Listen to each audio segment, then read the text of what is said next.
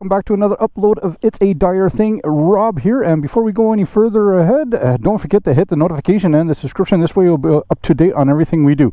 So I got this beautiful little canopy of trees here on a sunny, hot, very hot July 14th here in the middle of the day. I think it's kind of like almost, what, 1 o'clock? 12:30, right? So it is another blistering hot day out there, so I did need some shade, but I wanted something that I have a little bit of breeze, and I didn't want to be inside when we do this. So today we're going to go and we are going to explore, and we're going to navigate through and how to and what are the features and everything in regards to the 2024 Yamaha XMAX.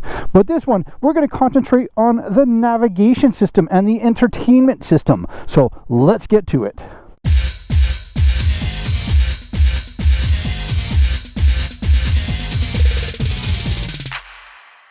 Tuning into this is because you are trying to figure out, or you're just curious in regards to how the system, how the infotainment system, whether if it's navigation and audio, music and everything, works for the 2024 Yamaha XMAX. Now, there are a couple of things that you will have to do, unfortunately. So get your mobile device, because this is what it is. It basically communicates with your mobile device. There is no GPS system on the actual unit. It mirrors and it works off of your mobile device. So you will need two applications in order to do this. First application is going to be the Yamaha Y Connect. So go ahead and download that off of either Google Play Store or iOS Play Store, App Store, whatever it may be. And then you're going to have to also download the Garmin StreetCross. Not the Garmin Drive or the Garmin Explorer, but you have to get the Garmin StreetCross. So once you've downloaded those two applications onto your mobile device, the one that you'll be using in conjunction with your unit, what you will have to do, especially on both of them actually, you're going to have to create an account. Now, it is a free account, so there is no subscription, there's no payments or stuff like that, but you will have to create the account, so it will require an email and then an authentication and then a password, and you'll get an email, and then you'll have to confirm and then get yourself set up. Now, in the application itself, now the unit is not on right now, but you will be able to kind of change your avatar and do what you want, and just kind of have a different layout as to what you would like, right? And then in regards to the StreetCross, same thing. So you will have to download the app, create an account. Again, it's a free account, so you don't have to worry, you don't have to pay, but you do require mobile data in order to use this. So if you don't have a mobile data plan, you might have to look into doing something like that, right? So you will have to do. Now, in regards to once you finish downloading the application, you will have to actually download some maps, right? So you're going to have to we don't need to search an address here. Let's go into the settings and then the map and the vehicle. So you will have to download My Maps, right? And then if you need to download more, these are all the different locations and all the different settings that you can find, right? So again, this is under the maps and the vehicles, right? And then My Maps. Click on My Maps, and then you can download which ones that you need for your specific region, right? So once you've done that, then this system or this application will be functional for your unit. So now that we've done that, here, let me just kind of minimize this. There we go. Close all. We will now start looking at the unit itself. So I'm going to keep this here so you can kind of keep this in view. Everything is off, so basically we're going to now turn it on and open and on. So now we've got the system running. So because that I've already done this ahead of time, you're not going to be watching me doing the pairing and all the setting up. It's pretty self-explanatory in regards to how to pair your unit to your mobile device, but again, you do have to have the Rider Connect. Anyways, all right, so yeah, in regards to how to pair this system, right? So you're going to basically go into your home here. Let's go back home. So you're back into your home setting. You're going to press on the check mark, right? And then it's going to go into your main screen of functions. You're going to go into the settings. You're going to click on settings, right? You're going to go down to the connections. You press into the connections. Bluetooth, it is the only option in regards to what to connect. Then you're going to go into Bluetooth, right? And then here is basically you're turning your Bluetooth on or off. You're going to set yourself into a discovery mode. So if you haven't connected your mobile device to the phone, to the unit itself, you're going to click on the discovery device, and then it's going to kind of open up a pairing system, which then you can find on your mobile device, the XMAX 300. You're going to click on pair, and then it's going to kind of give you the code, and you're going to compare the two codes, make sure they're fine. You're going to confirm your pairing on with this button here, and then you're going to confirm on your mobile device. Once you've done that, now it is connected. Down here you can choose to whether Bluetooth auto connect. So once you have initially created your pairing of your mobile device and this unit, then you don't have to kind of go through that whole sequence every time, right? It's going to always be paired up. So the second you power it up, within a matter of minutes, depending on how fast your mobile device works, it will automatically be connected, and you can confirm that by the top up here where it tells you the app and the connection, and then it tells you the battery life, and it tells you the signal. Here it's telling me also that it is connected to my headset, which is again the Senna. If you want to go into the paired devices to know which devices, whether for, you're sharing this unit with other people or whatever, if you have multiple devices, which one it is actually connected to at the time that you're running through, you would here have a list of all the devices, right? So you can pick and choose, and once you go into that one there, then you can either delete it or you can disconnect it and then reconnect onto the other device depending on what you have and what you want to do. So it's pretty simple, it's pretty self-explanatory, right? So other than that, as you hitting back button here, so again this is your back button and then your home button.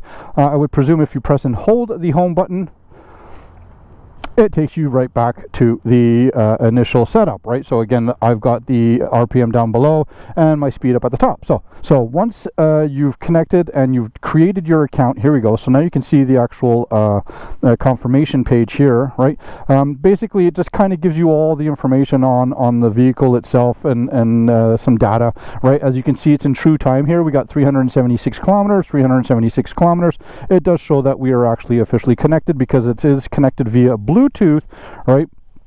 Let's go into, you can create your avatar and stuff like that, whatever, right? So now, being said that, you got a couple of different functions here on the device itself, right? So if you press on the return or go to home, on your mobile information screen here, it does give you kind of like the instant and average and temperatures and speeds and so on and so forth, and fuel consumption and everything, right? So we did review that in our last video, but now what it is going to be all about is actually the entertainment system, right? So before I go any further ahead, I am also running a headset. So I got the 50 Senna S headset, which is also paired up to my mobile device where I want to listen to music or if I want to get phone calls and stuff like that.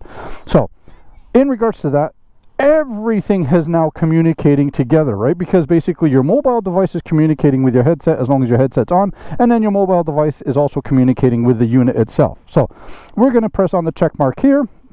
And now it's going to bring us up a couple of different settings here. So we got the actual settings itself. We have music. So if you do have music on your mobile device and you want to listen to it without having to physically touch your mobile device, which is really, really nice. So basically you can put your mobile device in wherever, keep it in your pocket, your backpack, because there's very limited room in regards to where you want to put it here. I mean, you sure could always make a bracket or whatever like that.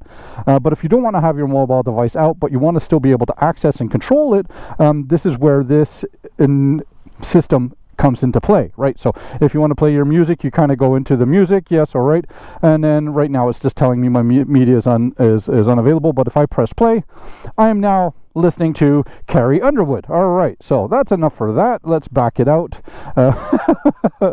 Not that she's my favorite here, but I don't know. It's just part of the playlist, whatever. All right, easy on the comments. So in regards to the trip and the odometer, right? So this again is just some basic information on the unit itself. So we really don't need to get into that. Meter display. So if we're going to go into the meter display, you know, you got your tachometer, your eco, your speed, and so on and so forth, right? So it's just kind of different layouts. It's probably going to go from kilometers to miles. Let's so speed analyzer, so maybe it's going to kind of show it up there. So anyways, let's kind of go back. meter display. Let's go back into the meter display. I want to go into the tachometer. There we go. So I like the tachometer because then our speed's up there. So, and other than that, the meter display. So now this is what this one is here. Let's talk about the actual notifications, right? So being that you have some information or you're communicating with your phone onto the headset, if you get a call, if you get a text, it's most likely probably a call. It's going to give you the notification as to who's calling by a phone number. Then you can either choose to pick it up or answer it, and then your phone will then be connected to your headset, and then you can communicate that way. So again, you don't have to touch the phone. You're all going to be doing it through the notification center on the dash and using this here. Other than that, again, because you're communicating with the system, you will also have the weather system, so which is pretty cool because since that you're actually now again, you need a mobile data plan here, but here you go. So it kind of gives you a warning and a notification in regards to what's going on in weather-wise and stuff like that. So I would like to think, if we go down, so it's given us a whole week of information. I would like to think that it also would communicate any kind of warning or systems, let's say, you know, a storm approaching or something like that. I would like to think that there would be some kind of notification, but I cannot confirm that. But anyways, where we are at, it is the navigation system. So this one is where you have to have the cross streets navigation. So as you've seen in probably the commercial from Yamaha saying, you know, the operator, he gets a text message saying, hey, you want to come over for the party? Yeah, sure, no problem, send me the address. And that's where he will enter in the address here. So you can do that, but again, you're going to have to be on your mobile device, on your phone, and enter in the address where you want to go. Now, you do set your home section, and you can set your office section, and then so on and so forth, right? So you can add multiple waypoints, and then you can also save different locations that you've gone to. But in regards to just being able to view the navigation, what you would have to generally do is once you've initially set it up, right, it's going to tell you to either multiple options of go home or go to work or favorites, right? So the favorites are whatever that you've entered in, and then the closest gas station to take you, right? So what you would actually physically have to do, because you can't just view the map, right, like this, right? So a normal GPS, Garmin or anything like that, basically you turn it on and you can actually physically see the map without having to put a waypoint or having to put a location that you want to go to. Unfortunately, this doesn't work that way. So basically put in your home, put in your work address or whatever favorite it is, and then just take yourself to go to it, right? So now it's going to kind of set up, and now basically as this is also communicating with my headset, it's telling me there's a mobile camera, so there's a speed camera right there, and we got some red light cameras over there, and then it's telling me in regards to what to do, where to turn, and how to go and how far. So once I'm kind of done with this, I don't want to be seeing it like this. I want to just see it as a regular mapping. So what we're going to do is we're going to click on the check mark button here, and then we're going to scroll back down to the navigation system. I was here alone 2 seconds ago, right? Oh my god, whatever. Anyways, go back to the navigation, and then we're going to confirm, and we're going to go back into the navigation. And again, now it's going to ask you, do you want to stop the navigation that you have already preset, or do you want to go to home or a different location, and so on and so forth, right? So no, we're actually going to just simply stop the navigation. So check mark stop navigation. So now basically what it has done, it has removed the track, it has removed the route that we had preset to tell us to where to go to, and now it's just basically a grand overview. So when you can go out and ride, and you can actually see where the roads that are coming up and see where you are heading towards, what's around, and at the same time it's still going to give you the notifications. It's still going to give you the alerts, whether if it's speed cameras or traffic light cameras and stuff like that. So you will still get a notification. It will also give you a notification in regards to the speed limit. So you can again customize all of these functions in here, right? So radar assistance, right? So you want speed cameras, you want tones, and so on and so forth, speed alerts, cameras. So you do have all these options here in the settings, and this again is on the exit here. This again is on the StreetCross, right? So add navigation. Let's go to our work from here. So there we go. Now I'm going to shut this down and see how well and what the displays are like. So we're just going to head on over to Yamaha from here. Simple enough. So basically what it has just prompted me now. It just said, please drive to the highlighted route. So basically, because I'm in a park, I got to get onto the road. So let's go and do that now. Again, it is running off of a Bluetooth system, so I would have to say there's probably some kind of lag here. So let's just take a look. Let's get through. All right. Now, again, you know, it's not like meant to be where you're going to be traveling at 180 miles an hour, right? So, wow. You know what? The voice prompt is very, very clear. I'm going to have to turn her down, but she is, it's a female voice. Is that technically correct nowadays? I don't know. But anyways, it is a feminine voice, a light-spoken feminine voice, but so clear. Like, it's like as if they're in a private little room and, oh yes ma'am, I will turn left at the traffic light. So there you go. So it's basically telling me turn left at the traffic light. And oh, there we go. So now I've got a notification as well. So it's telling me there's a the speed. Now we're going to change into the other one, but again, it's going to be the same speed again. So there you go. Now it has updated, right? And it's telling me in 1 kilometer, I'm going to have to turn right. So you get the notification here in regards to what roads and how far, and not just the actual visual portion of it. So it's pretty accurate, right? Again, it's something as a reference point. It's something just to kind of look at and know, oh, okay, I know exactly, a heads up, right? So it's kind of like a notification. You'd still be having the same similar system on your phone connected to your headset if you're running a headset, but now you actually got a visual and a notification. So here it's also telling us we got a mobile, so there's also a camera coming up in, I don't think there was a mobile, there was not a, oh yeah, there is a speed camera right there. So good to know, right? So so let's see what happens. I'm going to divert. So basically it's telling me the quickest route to go there is to go straight onto this road and then turn right. But if I go up this road here, will it automatically redirect me, or will it tell me to do a U-turn and not allow adjustment in your route? So let's take a look once we can get going here. Let's see what happens. Here we go. In 3, 2, 1. Will you recalculate? Oh, it's gone. Oh, there you go. So it is recalculating. So that's pretty cool. There, I like that. So again, that's probably in the settings, right? So you can, in the settings of the Garmin Street app, you could probably choose fastest route, shortest distance, or quickest time, and then you would have your avoidances as well, right? So you can avoid highways, avoid toll roads, gravel roads, I would presume, maybe, I don't know. But I mean, there you go. So it's pretty cool. It's pretty accurate. I like it. So we got the music that we can play. We got the notifications and the information on calls. And then you got the navigation system here. It's pretty intuitive, man. It is pretty neat for a scooter. You got to remember, this is a scooter. And this is a vehicle that is retailed MSRP in Canada less than $8,000, and you get this kind of tech.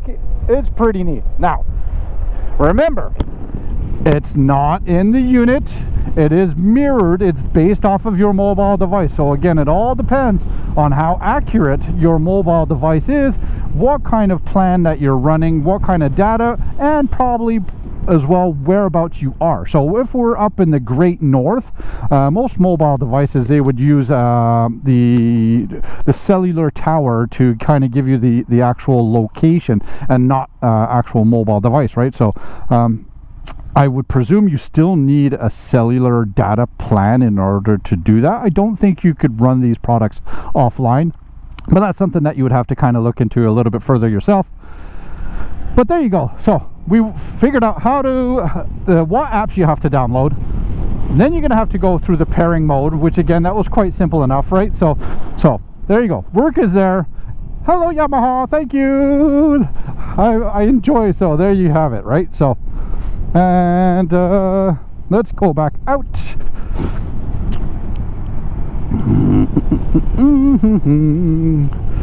And back. hopefully this has provided you with some good insight, some good information in regards to the entertainment system and the information, or the infotainment system, let's call it that, on the 2024 Yamaha XMAX Super Scooter. You know what?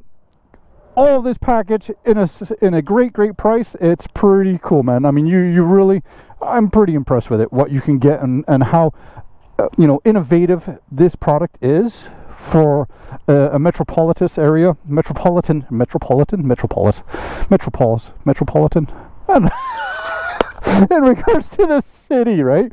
It's really good. I mean, you know what, the steering and moving around and maneuverability and the power and the speed and everything and the comfort, you know what, it's not so bad. So till next time, y'all be good, have fun, be safe, take care, and don't forget, keep it covered. Bye.